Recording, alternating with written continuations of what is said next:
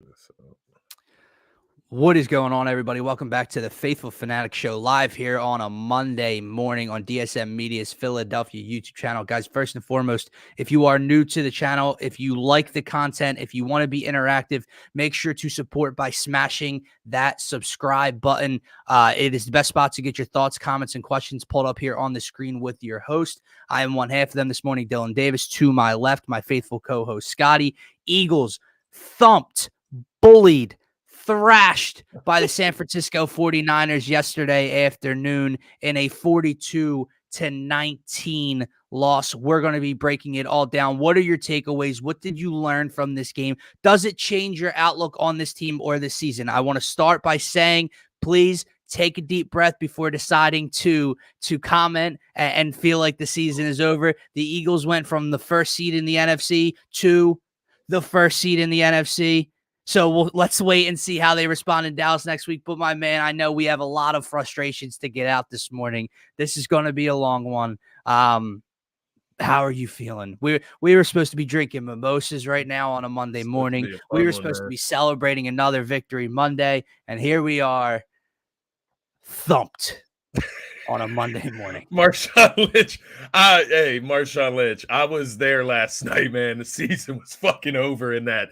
Like the end of the second quarter, I texted Dylan. I was like, what the fuck? Like, God, how do you do this in the beginning of the game? 3 possessions, 2 stops to that San Fran offense at the beginning of the game, and you just can't get not even 1-7, not one touchdown out of those 3 possessions to start the game.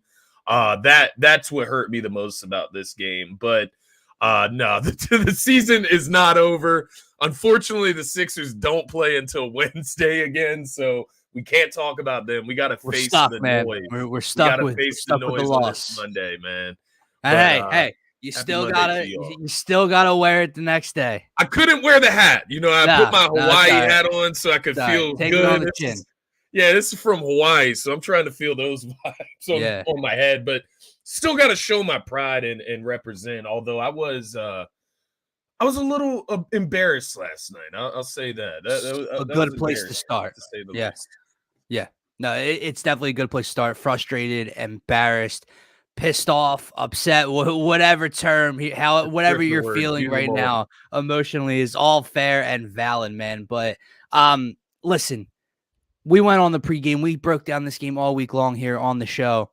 Yeah. And we basically talked about the gauntlet that the Eagles have been through. And you've beaten Miami and Dallas and Kansas City and Buffalo. And it almost was getting to a point where, like, if they lose to San Francisco, well, no duh. I mean, how many great teams, how many championship contending teams are they just going to run through this stretch, right? Yeah. But what you couldn't do was get your teeth kicked down your throat. And that's what occurred yesterday afternoon. From the time that the second quarter began, the Philadelphia Eagles were utterly dominated. And let's just face the facts. It started in the first quarter. It started in the quarter that the Eagles dominated. 130 yards to San Francisco's negative offensive yardage. Almost 13 minutes of offense to about 2 minutes of ball control for San Francisco. But at the end of the day, Scotty, 2 field goals for the Philadelphia Eagles in those first 2 red zone attempts. And that's when you just kind of knew that's not going to get it done today versus this team. When Jalen's backpedaling in the pocket like he's got a free play for some reason, pointing out where to go, trips over his own 2 feet. It's basically sacked, right? Ends the drive, stalls out, kick a field goal. And from that point on, the San Francisco 49ers did whatever they wanted. Brock Purdy started the game 0 for 4. He finished the game on a 19 of 23 stretch. 4 touchdowns. Led that offense on not 1, not 2, not 3, not 4, not 5, but 6 effing straight touchdown possessions. They did whatever they wanted, man. Deebo Samuel ran his mouth all offseason. We called this dude a punk. We called this dude fake for the NFC Championship. 3 touchdowns. You allowed that. You allowed that. You allowed them to rush for almost 170 yards on over 5 yards per carry. You allowed all of it. Now I get it. I get it, man. I'm going to throw it to you here. I get that the Eagles have had this schedule, and we've played 3 games in the last 2 weeks, 16 days, whatever the number is. And San Fran has played 1 in the last 10 or 12 days. I get fatigue can be a factor. Legs can be a factor on defense. The scheduling just doesn't add up when you're talking about this NFC Championship rematch. Yeah. That's not an excuse for me this morning. It's just not. Refs, we could talk about them. They were horrible. It's not an excuse. 14-19, not an excuse in this one. Floor is yours, man. Yeah, I did want to answer Marshawn Lynch's question here. Everything you said was spot on.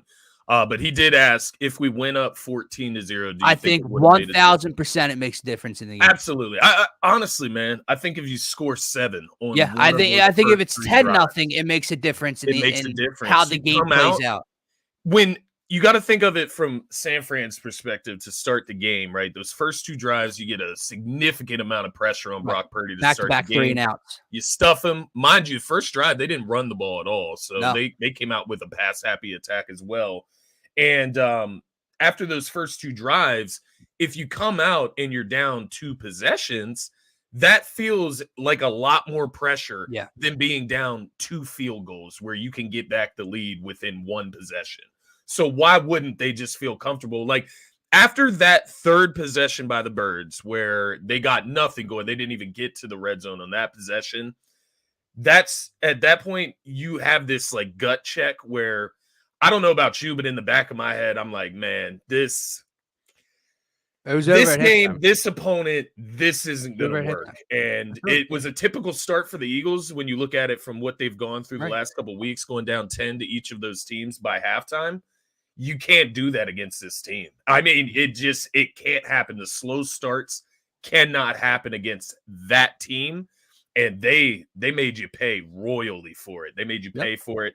It's very seldom that it feels like you can lose a game at the beginning of the game. But that right there last night felt like that.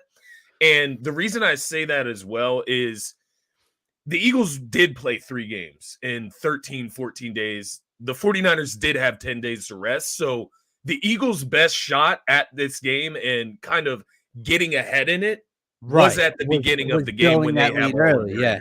And I wholeheartedly control. It was over, man. After that 3rd possession, that's where you kind of switch to, okay, well, is our defense just going to play lights out tonight? Mm-hmm. Right? 2 drives to start the game, come out with energy, get pressure. That's great. But that really isn't what our defense has been this entire season. No. So I'm starting to gut check myself at that point. Is the defense going to show up like they have not shown up all this year? No, they didn't. And then boom, this game gets open like a can. Exactly. And just obviously the Niners winning the toss. They defer. Yeah. They're getting the ball in the second half. So when they score with 30, 40 seconds left in the first half to go up by 8, it's 14-6. Said to you, the fear, what happens? This game gets to 21-6. Forget about it. But I wholeheartedly, I feel this comment right here. And I know that's so asinine to think. 7-6 in the second quarter, the game's over. But it's the 6. It's the 6 where you were just waiting. What you needed was, even when it was 6-0, what you needed was one more stop. You needed to stop and the Eagles to figure out a way to go score a touchdown. You get to 13-0, it's a different style of ball game after that point. But that's 6. Once that was no longer good enough, once you were finally trailing, right? Yeah. That just felt like, here we go. Yeah. Here we go. Like you said, gut check time. And the Eagles didn't have an answer. Second half, Niners come out. Debo runs one in, right? By the way, just ridiculous effort on defense. How many? Nicholas Morrow, he can't play anymore, dude. He cannot play in a meaningful football game anymore. I get it. I get it. I think we got to take a overpay Shaq Leonard. I don't care. Yeah, I do. I feel that. I do. And I think this is where hindsight, man, and maybe, just maybe, they can survive against these other teams, but against the elites, right? The elites, those linebackers won't work. And it was not addressed this offseason. I'll tell you this.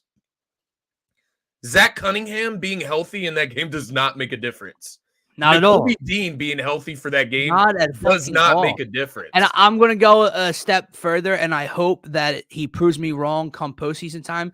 The Kevin Byard edition has not played out the way I was thinking it was going to He play won't be out. back. That's where I would put it right He now. has not had the type of impact I was hoping. He had the pick against Kansas City. He's made a couple big hits, but in a game like yesterday, now again, I watching just live, I can't tell what is his fault, what scheme, what's the play call, right? So maybe he's not being put in positions yesterday afternoon to line up with Kittle on third down or to take away CMC out of the backfield. It doesn't fit our scheme. Like, that's kind of what it feels like. Right, but all we heard was that he fits the size scheme to a T. But this too, man. Listen, we can bark at the defense all night, and fucking rightfully so. But we didn't score a touchdown until almost the fourth quarter. And this is the point I was trying to get to. Debo scores that touchdown. It's a 15-point game. Okay, you said the word gut check. This is gut check time. Yeah. This is what can we do? Now we're around midfield. We're starting to put together a drive, right? Smitty picks up a first down on a key play, right? Slammed out of bounds. Add on 15.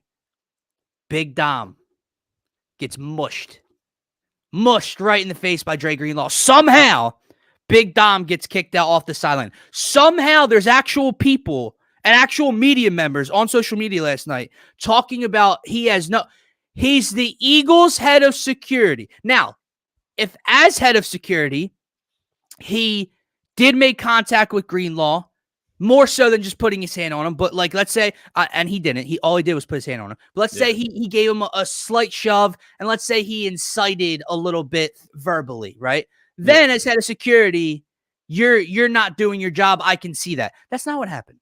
He said that's bullshit, man. That's what he said out of his mouth. He said that's bullshit, man. That's it. That's all he said. That's it. Okay. So to think that one dude got the same punishment as the dude who tried to punch him in the face and made contact with his face. Well, they got the same punishment. That makes sense. It's kind of off topic, but I did receive some, like, I wouldn't call it inside news. I saw David Malandar. I don't want to get his name wrong on Twitter. No, it's okay. But he did report that ultimately, from his source, the NFL is looking to suspend Big Dom for 3 games. So whatever, if Big Dom has to be off the sidelines for 3 games, like, big deal. But it just makes me look at the NFL like, is this a joke? Yeah. Now maybe that's a possibility. Dre Greenlaw is going to get a fine. He's not going to get suspended, but you're going to suspend head of security for the Philadelphia Eagles. Like, listen, what are we doing? It could be valid. All I'll say to you is I know who you just said. I won't speak on his name. I'm going to go ahead and say that there is no source. I'm going to go ahead and say that's not true. And Dom was waiting for them right when they came back in the locker room. But anyway, so gut check time. He gets kicked out. Yeah. Crowd's going nuts. You march down. Bully ball right at the 2. We're going to shove it. Oh, we're not in? Huh, it's 2nd and goal. We're going to shove it again. 1 possession game. Are we back in the game? Can we make this a ball game into the 4th quarter? No. I think it took Brock Purdy 5 plays to go down 75 yards to score a touchdown. Was it not Debo again right there? It was the one that he caught up the middle, right? Where he dove into the end zone off the Slay tackle. I believe that was the very next one. I could be wrong. It could have been a McCaffrey walk in. I don't know. The one where Ayuk slid into the end zone after him. I mean, they're just like having fun against us. That one. Yeah. I mean, I could have punched the fucking TV, dude. Like, that is how angry the 49ers make me. Like, it might have been the misholding call. It might have been the misholding call touchdown. I don't know. And let me say something about that. Like, that, not just that, but overall, the Swift hit at the end of the game. That shit pissed me off as well. When you see your teammate, man, what happened to the Jason Peters of the world? Yeah, where Nick Foles gets slammed into the ground, by Baker. I can't remember his first name. Yeah. From the at the time the Reds. Yeah. Yeah, you remember that play. And mind you, I'm not asking guys to go out here, do cheap shots, do dirty plays. I'm just asking them to address it when it happens. Stick You up for see your Reed teammates. Blankenship get held on the play And then his neck thrown shoved. Yeah. into his neck, into the ground. And you're telling me no big guy could look back or look at that and address it? Right. Go get in you that know what the player's problem face. is? You don't And go then push them. You don't go punch them like and Dre then Jalen Greenlaw. Carter slaps somebody that has nothing to do with that play, and Yeah. then get Can't like let it's your just emotions get the it was best of ass you. backwards yesterday, man. They got Yeah. bullied.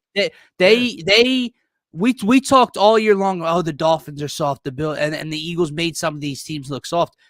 I'm not saying that the Eagles are soft. I'm They saying were that the soft last Eagles night. the Niners made the Eagles look soft yesterday. Yeah. Is what I'm saying. That's the bottom line. Yeah. The Swift hit at the end of the game, man, that game is over. Yeah. The game is over.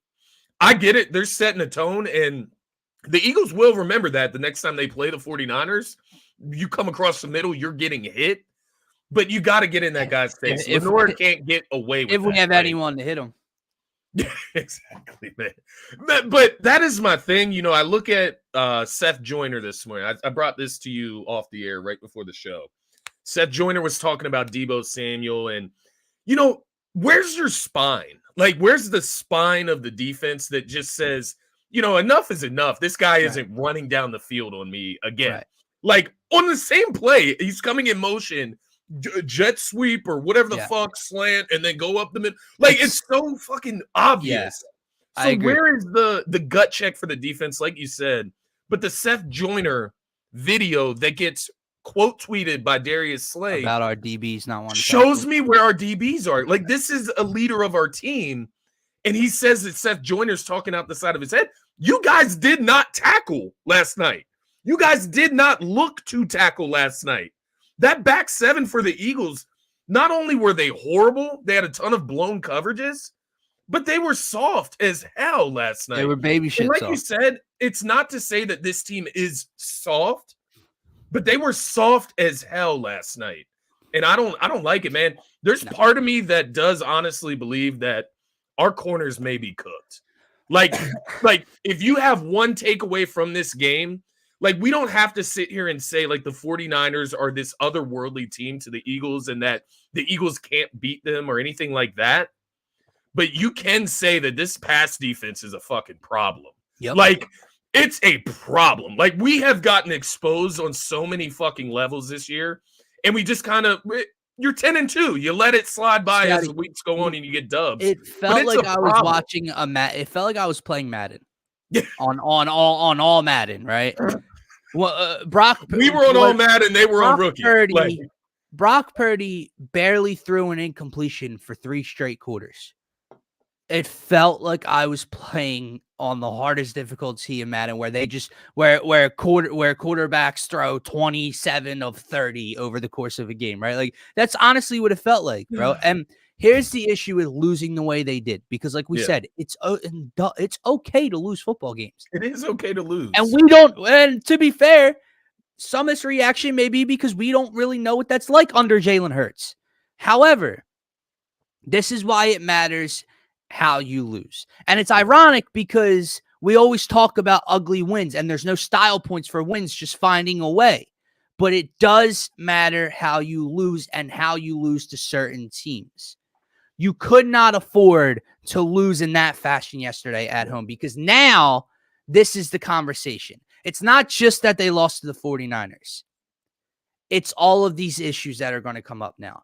The play calling is going to come up. Our corners are going to come up. Are they soft? Is going to come. All this is started up by how you lost this game. Yeah. If you lost this game 42-37, if you lost this game 24-20, there would be none of this conversation. But you got thumped for 3 quarters. Yeah. And in the quarter you won, in the quarter you dominated, you kicked 2 field goals, man. I mean, I texted you right off the jump on those 2 possessions. Listen, I know they were able to convert as the possessions and as the drives went along on 3rd down. But my effing God, how many times do I have to watch 1st and 10, incomplete pass, 2nd and 10, handoff, 3rd and 8? Stop running the ball on 2nd and 10 if you throw an incompletion on 1st down. Yeah. They did it 5 times on the Yeah. first 2 possessions. Do you know where that 2nd and 10 run went, Scotty? Nowhere. All Nowhere. 4 or 5 Obvious. times, they maybe picked up a max of 3 yards on one of the carries. Yeah. All you're doing is playing behind the chains. And so that's part of the problem, obviously, the play calling with Brian Johnson. And then what we saw last night is that Jalen added to it, right? In the red zone, right? Execution. You can't have a play where you trip for 15 yards back. Like that just can't happen. Not only can it not happen ever, but it definitely cannot happen. Not when it was a coverage sack. 49ers. Not when it was a coverage sack. Listen, if he was being chased, Throw through it the away. interior of the line and like tripped on the turf as he was trying to escape pressure, whatever, it was a coverage sack. He had 30 seconds back there and he's pointing and he's jumping around and he's bouncing and then he just crosses his feet up. Yeah. Crosses his feet up. And then on top of that, during that play, you see basically A.J. Brown in the back of the end zone. Mind you, he was getting held like a motherfucker. Stops in the route and complains to the ref in the play. Like, you can't do that. You just have to play. Like, I get it. It's frustrating as hell, the type of football that the 49ers play, but you can't let it get to you. I do want to give, before we get too far down this rabbit hole, I do want to give a few guys on the Eagles some credit last night because there was a few guys that actually showed up and played football last night. A.J. Brown, I'll give him some credit last night. I thought he showed up, especially at the beginning. It was all A.J. at the beginning. And then towards the end, he did show fight. He showed fight at the end of the game. And even his comments after the game, I think that's where I'm at. Where he's at, that's where I'm at. He said, I don't get a chip on my shoulder off a loss. I wake up with a chip on my shoulder. That's how this entire team needs to change their mindset and operate like. The next guy I'll shout out, Devontae Smith. Smitty, tough as fucking nails. He might be the toughest player on the fucking team. It's wild to me. Yeah. Hassan Reddick set the tone from the beginning of the game. You could see it throughout the game. He does give his all on those pass rushes. He goes after the quarterback. He is our only, honestly, man, our only saving grace. Him and Jalen Carter on that defense right now are only saving grace. Not giving Jalen Carter that credit. I don't think he played well. No, he didn't have a good game yesterday. And Braden Mann, the punter, had a great game, man. He was pinning the motherfuckers. None of it mattered, but I agree. And then they drive for 90 yards on the defense, of course. And then Jake Elliott, 2 for 2 last night. Good job on his part, man. Yeah. And that's it. Lane Johnson. I'll give Lane Johnson some credit. He battled out there with Nick Bosa. And I listen again to Brian actually played pretty well, if I'm being honest. To Brett's point here, he said that and wish they would have run blocked more. They didn't run the ball, man. Again, we're back to this conversation of Brian Johnson. DeAndre Swift ran the ball 6 times in this game. And I said this to you pre-show. All right, you're down. In the third quarter, you're down 2 possessions. You're down 3 possessions. You're going to throw the run out at that point. What about when it was 6-0 for an entire quarter and a couple minutes in the second quarter? What about then? Why wasn't he touching the ball then, Scotty? Yeah. That's what makes no effing sense to me. And this, the Jalen concussion, man. I probably sounded like such an asshole, and I'm glad he's okay. He came back. He's going to be good for Dallas week. Great. What were you doing? Yeah. 3rd and 10. You weren't being chased out of the pocket. You left the pocket early, not to look to make a play downfield to pick up a first down. You tried to run where 3 linebackers and a safety were boundaried off at the chains and came up and made a play on you. You got hit by 3 dudes, man.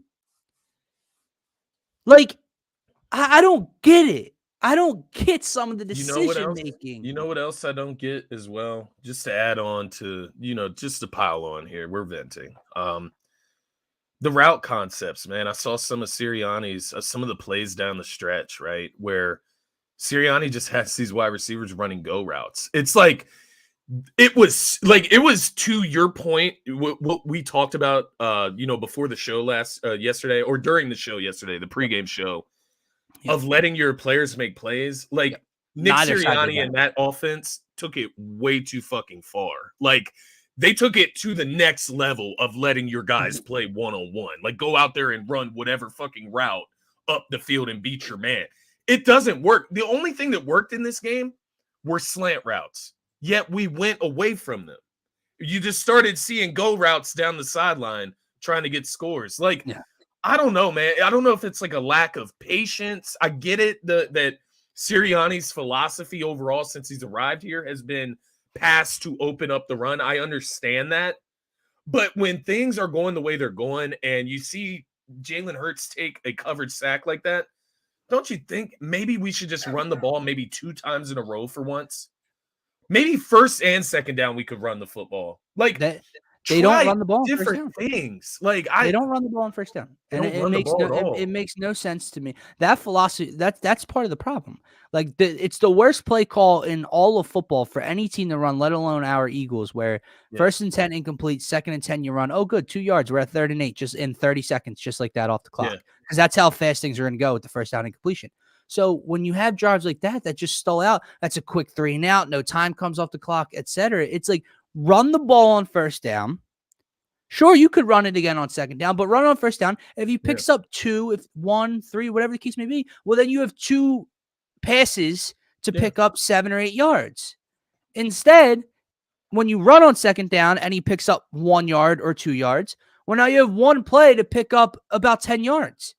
It's asinine, man. And Brett's point here, before the tush push, before our first touchdown midway through the 3rd quarter, when we had 1st and 10 at like the 12-yard line, 10-yard line, they tried to run the Jalen game-winning touchdown play call against the Bill. Everyone saw it coming. Yeah. San Fran sniffed it out. Like, just what are we doing? And then what does that play call do when they sniff it out, Scotty? It sets you behind the chains because I'm pretty sure you lost 2 yards on the play. And brother, what happened to RPOs, man? Like, what happened to them? What happened? Like, what made Brian Johnson and Nick Sirianni look at the offense from last year and say we need to remove that from the offense? Like, I don't understand. I don't understand, man. Like, I really don't. I'm trying to grasp it. But it's like we've gone away from everything. And I get it. We want to get like the receivers involved. We want to have this prolific pass offense. But look at what the 49ers do, man. Like, we talked about coaching yesterday. Yeah. Sirianni and company got put under the table, man. You'd see Bradbury talking about the motion on offense from the San Francisco 49ers. We do none of it. Guys were confused. Like, that's not okay. Communication that's not okay. 3 out of your 4 starters in the secondary are literally all pro at some point in their career veterans. How do you not have proper communication in one of the biggest games of the year? Like, it does not.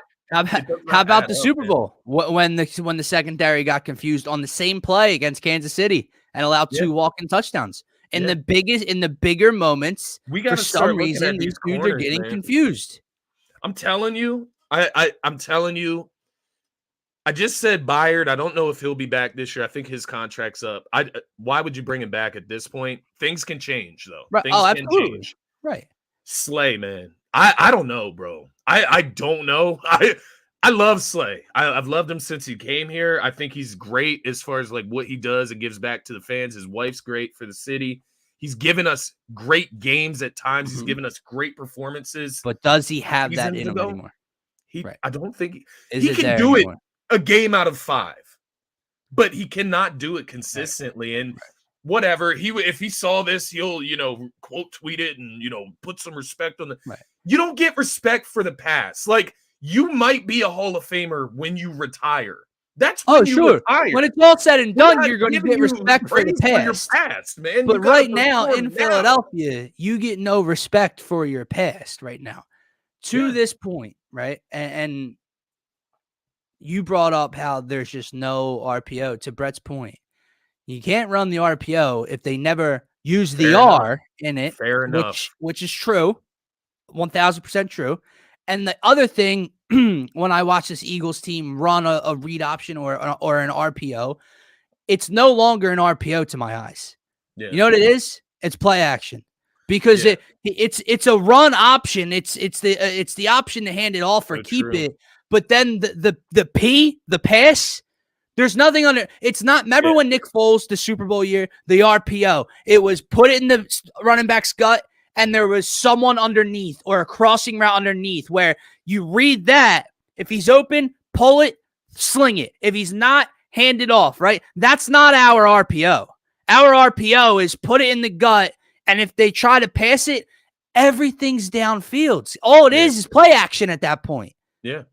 He's not reading anything underneath. It's just, oh, he doesn't want to run it. Here comes the throw. It's not the RPO that is effective. And you also have to ask, like, how do we have all these weapons and like they just can't get open? Like, there's time, like on that coverage sack in the red zone, right, where Jalen loses 15 yards and trips over his own feet. We brought in Julio. We brought in like all, you got Zacchaeus, you got Quez out there available. You got AJ, you got Smitty, you have Swift, you have Gainwell. Why are we why are they covered so well that we're moving 15 yards back? Yeah. But then we will see like 49ers running wide the fuck open on the other end of the field, on the opposing side, right? And also, let me ask you, if they're so well covered downfield, now I couldn't see on the play if they played man or zone, but if they're so well covered and the Niners couldn't get pressure with their front four, where's the escapability from Jalen?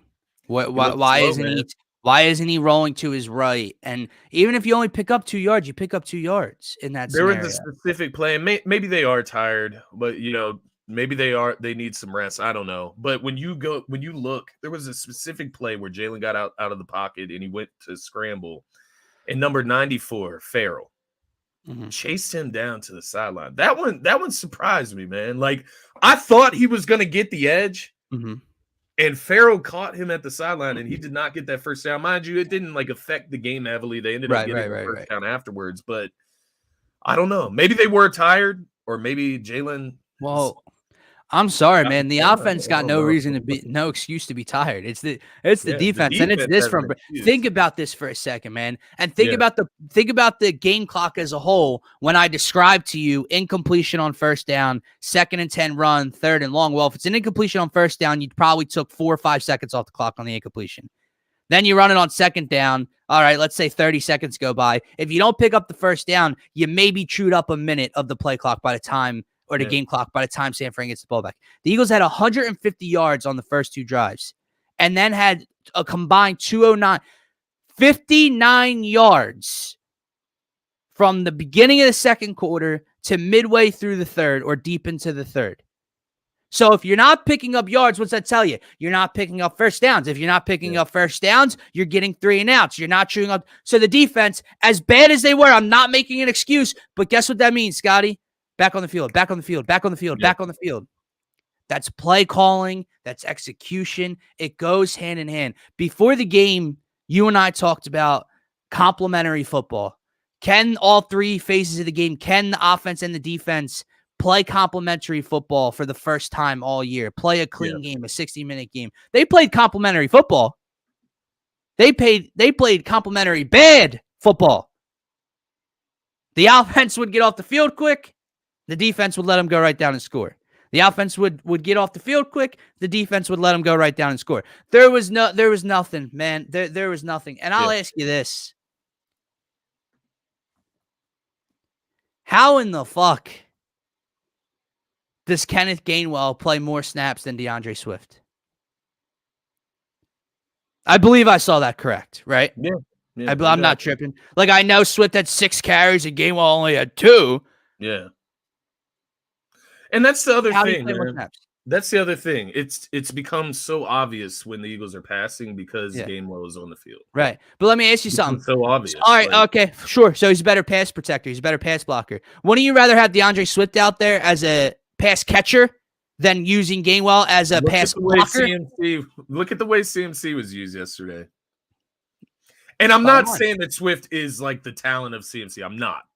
But a wheel route, we haven't seen a wheel route from Swift this entire season. But yet Sirianni tells us in the offseason that DeAndre Swift has some of the best hands for a running back that he's ever seen. How many catches does Swift have this season? Like, honestly, they don't even make an effort to get him involved in the passing game unless it's him getting blown up at the end of the game for no reason, right? And that actually brings me to another point. It kind of brings me back to what Tom Brady was saying a few weeks back. You know how everybody's coming down on the defensive players for the hits that they're putting on the players, but in reality, it is the quarterback's job to protect that player, right? And you're at the end of the game and you're just throwing it through the middle for him to get lit up. Like, come on. Like, it goes across the board. I have so many complaints, but man, Gainwell over Smith, I remember this. That makes sense. I remember this. Yeah, and I agree, but I can't recall a wheel route in the last 3 weeks. Never went back. I do remember it. Swift was on a linebacker. I remember it. The two comments here by Martian and Brett, I obviously agree with, and I'll be the first to admit when you're getting caught up in the pregame show and breaking down this heated matchup, right? Yeah. You don't think about what they've done in the last 2 weeks, how many games they played. So when I was, I didn't even know that was a note. I didn't even know that the Eagles played 3 games in 17 days and the Niners played 1 in like 12 days or 10 days, right? Or they were coming off 10 days rest since Thanksgiving. Yeah. So it is something to keep an eye on, right? When you're talking about if they met again in the NFC Championship game, there is no, schedule. There's a balance in rest and everything. But to Marshall Lynch's point here, this question, this is why losing that way makes you question everything, how you feel about the team. I got a text from a couple people last night. You know what they said? All of them. Defense ain't good enough. Flat out. That's the problem with losing this way. Yeah. Now, that's either true or not. You know what I'm saying? But now we have to find out if the side can make the adjustments. If it was fatigue, if the defense can make plays against that offense. I look at it like this after this game, because I'll be honest with you, Dylan. I took away some solidified feelings from this game. Like, I will give them all of the excuses, as far as fatigue, all those different, outliers. Even the referees, man, the referees were horrible. They had zero control of this game from the jump. The Josh Sweat ghost offsides. Yeah, that allowed them to go for it on 4th down instead of kicking the field goal. Pass interference. Like, if you're allowed to play like that, then I don't know. I asked the Eagles to play like that, please, but they don't. Nonetheless, I come out of this game, man, thinking wholeheartedly the Eagles can win the Super Bowl, and that's the goal. That is what this team was built for. They can win the Super Bowl, but it will not be because of that defense. Like, that defense is not trustable. We cannot trust. They're not trustworthy. Let me correct my vocabulary. I like trustable. Trustworthy, right? No, we're trustable. I can't trust them going into the postseason for them to make a play that's going to win us games. Yeah, I just can't. I get it. They have made plays here and there, right? Against the Bills. They made plays against the Cowboys late, but Dak did step out of it. Like, this is, like you said, this is what this type of loss does. It makes you think back on those things. Like, did the Eagles make that play, or did Dak just step out of bounds? Yeah. Did the Eagles make that play, or did Marcus Valdez-Scantling just drop the pass? Like, I do have concerns with this pass defense. Exactly. I think this defense is highly dependent on that pass rush. That front 4, front Good thing 5. we get to find out what they really are in 6 days. Yeah, exactly. That's going to be a huge test once again. And I think that's a good thing, quite honestly. I think it's a good thing. Great thing. But think about the pressure that's now applied to this matchup by losing the way you lost yesterday. Yeah. Not only just losing the game, which hurts in the record books, but now there's the conversation starting. Yeah. Right.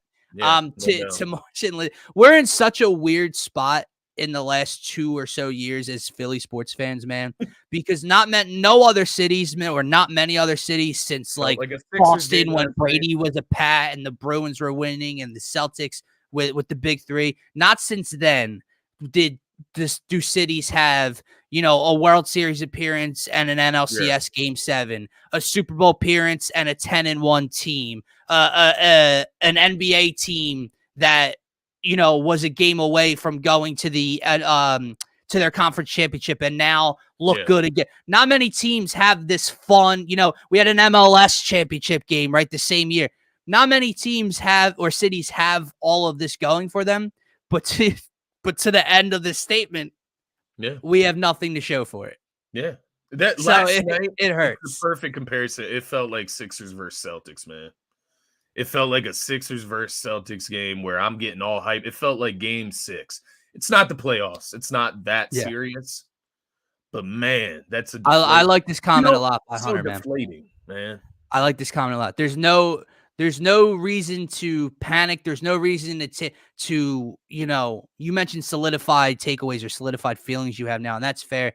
But for the people taking away that this Have to be team better.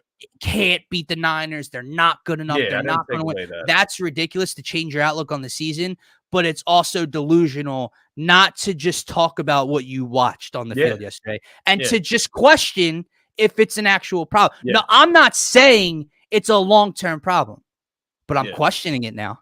Yeah. Because there's some evidence that could push it towards being a problem. And now if you come out in Dallas next week where they're riding a 12-13 home game win streak and Dak's playing MVP type football and CeeDee Lamb's going over 100 each and every week, went for 190 against us the first time. If you can't stop them next week, what are we supposed to take away then? Because then you know what the issue then, Scotty, is with this gauntlet wrapping up.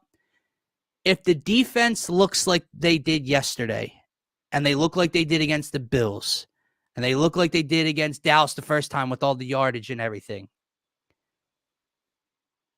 who cares what they look like against the Giants both times and the Cardinals at the end of the year?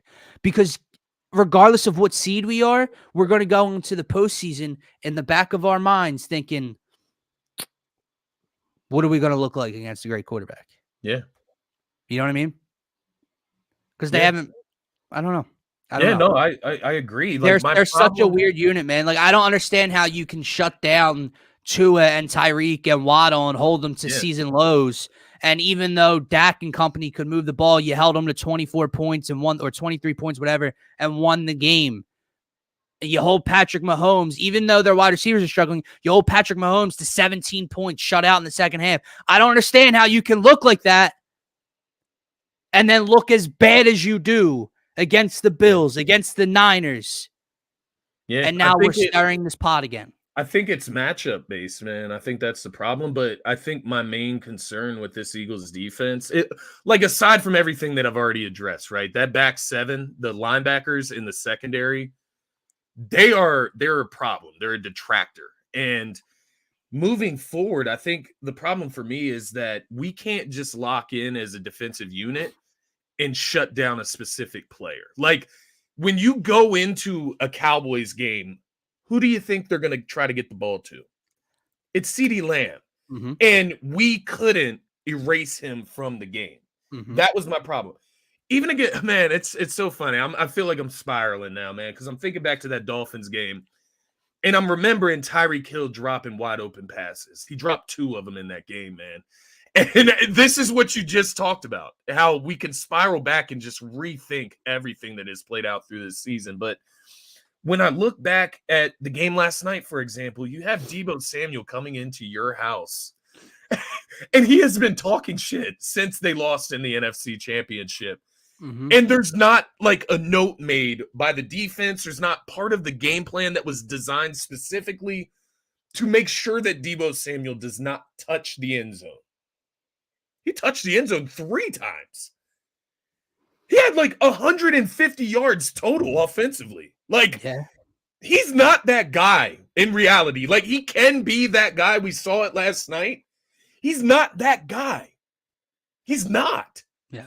He's a 500-yard receiver for a season. That's who Deebo Samuel is. You know what I took away from that? We have no spine. We could not stop him. And that's my worry going forward, is that, like, at some point, the pride and the dignity has to kick in and say, all right, you can beat us with CMC, but you're not going to beat us with Ayuk and Deebo Samuel.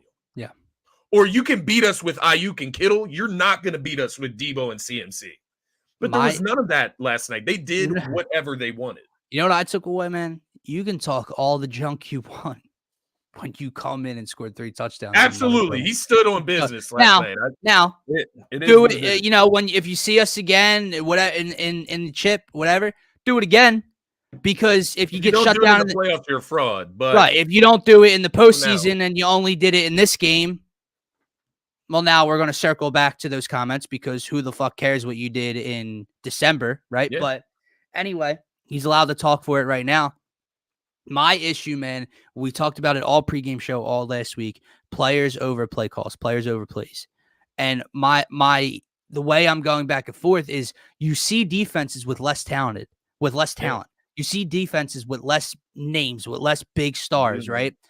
But their coordinators, their scheme, their game plan, they find ways to eliminate the other team, right? They might not have all the talent and the names the Eagles have, but their scheme takes away Travis Kelce. They bracket him on everything. He can't find a way to get open. They take away CeeDee Lamb and make Michael Gallup or Brandon Cooks beat them, and it doesn't work. My issue is that the size scheme isn't good enough for those offenses. So you have to let your players make the plays. Now, whether that's the players choosing not to be up on the line on bump coverage like you were explaining to me, I don't know. I don't know the intricate and ins and outs of the size defense. Yeah, like I don't what know if kind of it's up to their leniency discretion or what he works with. tells them to do, Yeah. where they're supposed to be. But if it's true that what he calls in cover zero and it's up to Darius Slay and James Bradbury whether they want to be on the line or off the line, that's some fraud shit, dude. If you choose on third downs to be 7 yards off the line of scrimmage, because we sit here and scream that it's Jim Schwartz, that it's Gannon, that it's Desai. What are you doing 8 yards off the line of scrimmage? Yeah. But if it's up to this EB's discretion on certain play calls, that's on them. You look right across the way, man, at San Fran and look at who they have playing corner out there. They're not Darius Slay, they're not James Bradbury, but they come up, they play physical, they're in your face, and they make you think about every single choice that you're going to make in that game, and you will pay for it when you catch it. And Brett might know more than us on this one, so let us know it, Brett, if you know anything. Explain what someone explained to you on Twitter like you explained it to me. When they decide to play. Yeah. Because Martian Lynch is like, is this for real? Yeah, so what was explained to me on Twitter? Let me just pull up the exact response. Right. Now, mind you, we don't know. We don't know if this is 100% fact, but somebody I was talking to on Twitter that says they watch a lot of the film. They've, looked a lot into Sean Desai and like his concepts. And basically what I was told is that when they play cover zero and they blitz, they play man coverage. In that defense, he was told that pressing and playing off is at the discretion of the DBs. So that is why you will see Eli Ricks up in the face of players, right? When he's in the slot or wherever he's playing, he may choose to press on that said receiver. But then on the outside, Slay and Bradbury are just simply not choosing to come up and play press coverage. If it's true, playing 7 yards off. I mean, and what else was explained is that Slay and Bradbury just aren't those guys. And if that's the truth, then they're not the guys for me. Like if it's the truth, if that is true, keep the asterisks. If it's true, because we're not trying to spread misinformation over here about Mr. Sean Desai's defense and Darius Slay. But if it's true, right? Someone, Brett, like we said, might know better than us here. Shouldn't that be reversed? Because all I see on third downs is Eli Ricks getting torched and falling. So, hey, bud. Fair enough. Either roles reversed, let Darius come up and Eli Ricks back off, or just at that point, everybody back off. Because I don't need Eli Ricks in the slot on George Kittle or I mean, Jesus Christ, who I'm drawing a blank on their like third or fourth receiver that picked up like a huge third down play. And it was Ricks in coverage, got toasted. Jennings, that dude is so annoying. Yeah. Oh my god. But yeah, he did cook him, man. I don't know. That's kind of where I'm at with this defense. It's like we're so like mixed up as far as like who is doing what, who's making this decision. And at the end of the day, what I'll say about it, I've said what I said. I said I trust the offense to get better. I trust the offense to lead this team to big places.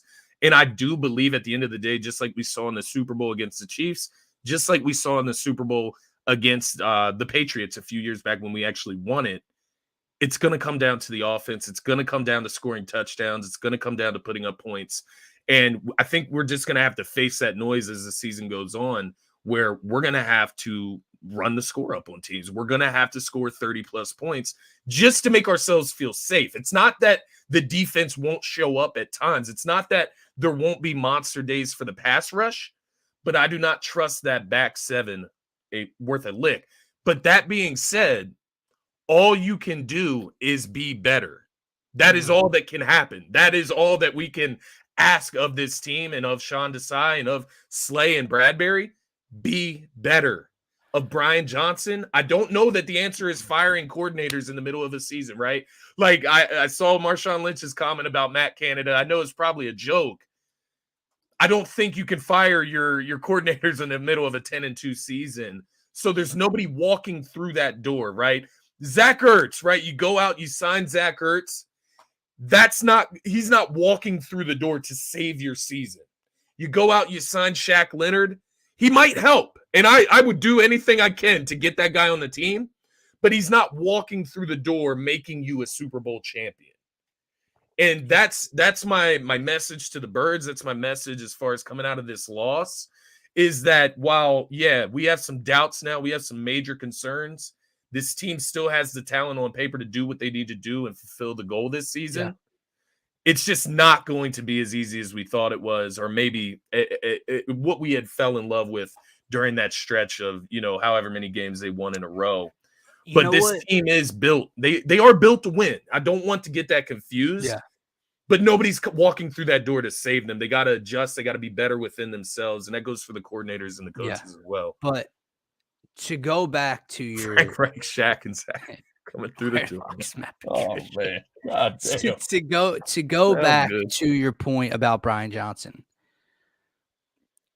The issue I have right now, going back and looking at these snap counts and looking at these play calls and balance, I feel like the offense and Brian Johnson are getting off scot-free. Not scot-free, but they're getting off easy, a lot easier than they should be this morning, because the defense allowed 6 straight touchdown possessions, and the defense deserves all the criticism. Yeah.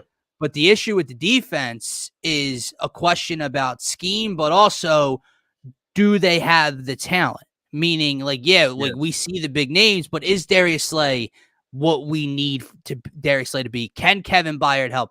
Blah, blah, blah. The offense has all the talent in the world. The offense has the youth. The offense has all the big playmakers. The issue is Brian Johnson. And my concern is, in the big game against that team, against Dallas, against what is he going to hold this team back, Scotty? Because let me ask you a question. It's a fair question. How in the fuck do you watch the tape? Because they watched the tape on the NFC Championship game this week. They had to. What do we do well? What do we do wrong? So on and so forth. You scored 31 points. You ran the ball. You didn't have DeAndre Swift. You ran the ball down their throat.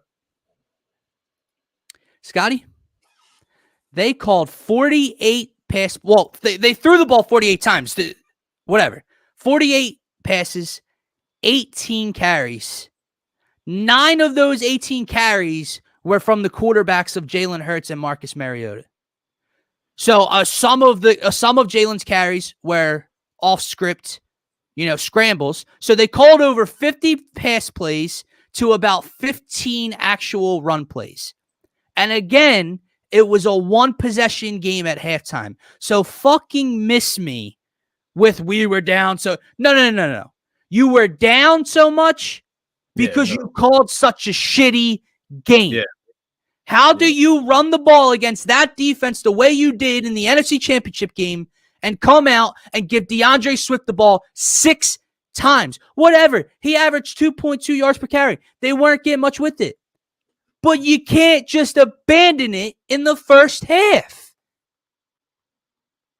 That's what worries me. The defense maybe decides the guy for the job. Maybe he's not. Maybe they have the talent. Maybe they don't. But the offense has all the talent in the world. The problem is That dude. And I'll give him his credit when he deserves it. I gave him credit for second half against Buffalo. I gave him credit for the adjustments against Kansas City and that run call and the way he got them back in the game. My friend, you did nothing right in this game outside of the first 2 drives. Yeah. I've said it all season, Dylan. He is a detractor. Like, this team, when they score 37 against the Buffalo Bills, they should score 49. Like, when they scored 28 against the Cowboys, they should score 42. Like, that is the difference, man. You look around the league, you look at the 49ers and the Cowboys, and you ask yourself, are these offenses more talented than ours? But they do put up better stats. They do.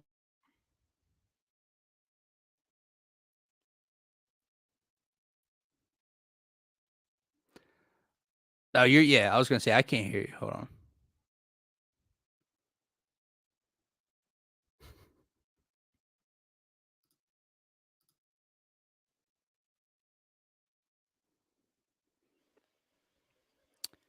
Says your mic isn't connected. I don't know. There you go. You're back. There we go. Am I back? Can you hear me? Yeah. All right. Yeah. That's annoying. That's annoying as fuck. What was I talking about? I completely forgot. You had a good one going, dude. Yeah. I lost my point, man. I don't know. But part of me losing my point was that I just saw this tweet from Darius Slay, man. And this dude just won't stop with the Twitter fingers. So, oh boy. Seth Joyner went on 94 WIP, said, my job is to be an analyst of the game, Darius Slay. And guess what? You didn't tackle worth a damn yesterday. That's just the truth. What did I say was a lie? The big eye in the sky don't lie. Darius Slay quote tweeted it and said, first of all, it's Slay. And my problem with Buddy is that he said we were scared to tackle. Now, I do agree that we ain't tackle well as a team, but that scared shit out the door. Why are you talking? Why are you talking? Yeah, why are you talking? I don't care what he has to say, honestly. He didn't say anything wrong. No. Why are you talking? No, what he said isn't out of pocket or anything, but I agree with, because the issue is the first quote tweet. The issue is why an hour after the game, an hour and a half after the game, why engage in anything? Like, don't get me wrong, that network Seth Joyner can be an absolute clown. Oh, absolutely. He can be a blowgut. He's a former Eagle legend, former Eagle legend, basically, right? Yeah. So here, like, here's the funny part, right? Slay says, first of all, it's Slay, like, you ain't addressed me right. But then Slay calls Seth Joyner buddy, as if he ain't one of the best Eagles linebackers to suit up, right? Yeah. Like, why? Man, I want to ask you this, though. We were talking about the offense, and I agree with what you said ultimately. I know I went on a tangent, but Brian Johnson has been a detractor. When the Eagles score 35, they could score 49. That was my point. He takes points off the board for this team. He puts them in bad positions. Sometimes it's Jalen's decisions, but most of the time it's Brian Johnson's play calling. Aside from that, I'm looking at Howie Roseman, and I know we praise him up and down. He's, made moves. He always goes out, tries to improve this team. The linebacker position. How do you let TJ Edwards and Kaiser White walk out of the door at the same time? Like, I get it. We were, being optimistic about Nakobe Dean, thinking, maybe he could be a guy. You bring in Anthony Morrow, who has had a little bit of success in the past. You bring in Zach Cunningham, who has had a little bit of success in the past. And that's how you address the linebacker position. But you let Kaiser and you let TJ Edwards walk out the door on top of CGJ, right? Kevin Byard, I said this on Twitter. I don't know if Kevin Byard is or was a better safety at one point or is now a better safety than CGJ. But I can tell you this. CGJ was 150% a better fit on this defensive unit for what they need. Absolutely. They have not found anyone to fill his void. You've tried Roby. You've tried Eli Ricks. The only guy that could really do it is Avonte Maddox, and we know his injury history. That is my problem. And so I'm looking at Howie Roseman right now, and I'm just asking him. I'm not pinning him to the cross because he's built this team in other areas so well. But I am asking him this, and I am putting this out there. Address the linebacker situation, man. Stop ignoring it. Stop ignoring the safety position. That's the issue, right? Because Stop. it's not just a flaw on this team. It's been a flaw of Howie's philosophy that the linebacker position doesn't really matter all that much. And when you start to lose games because of the linebacker position, I think it becomes evident that, man, listen, we don't need top of the line linebackers, We right? don't Like need you Fred said, Warner. Kaiser White and TJ Edwards are not top of the line They're linebackers. not by any means. You had to do something to fill it. Now, granted, before the season, he went out, he brought in Miles Jack and Zach Cunningham. Miles Jack decided to retire, but then I saw something he would welcome playing for Pittsburgh. So I don't know, maybe he just didn't like it here, whatever. That's fine. Cunningham goes down. Nakobe Dean wasn't flashing. He goes down. So yeah, it's injuries, but it's also a lack of depth and a lack of even starters to begin with, because Zach Cunningham and Nakobe Dean aren't starters either. They're good rotational guys, but they're not starters, man. And let's make this clear as well, though. I agree with this wholeheartedly. We've been ragging on these guys a lot, and we talk about the linebacker void and addressing it. It may only come to fruition against the 49ers. Like, that may be the case, that it may only show its true weakness and get exposed against a team like the 49ers, a team as good as the 49ers. But the harsh reality is that is your direct competition, and you have to beat that team to get where you want to get to. And so to that point, I just ask that they don't do that going forward, man. Address those positions. But no, once again, we've pinned this team today. We've vented about this team today. Put them on the cross. Still a 10-2 team on the season, man. They've lost 2 games, right? So this is an elite team in the NFL. They may not be as good as the 49ers right now, but that doesn't mean that they can't get better and improve and fix some of the flaws that they have. We asked for the first complete game yesterday. That speaks for itself. We're asking for that first complete game against one of the best teams in the NFL, and we didn't get that. No turnovers yesterday, and that still happened, by the way. My last question here, again, because like you said, we have pinned this team to the cross through the last hour.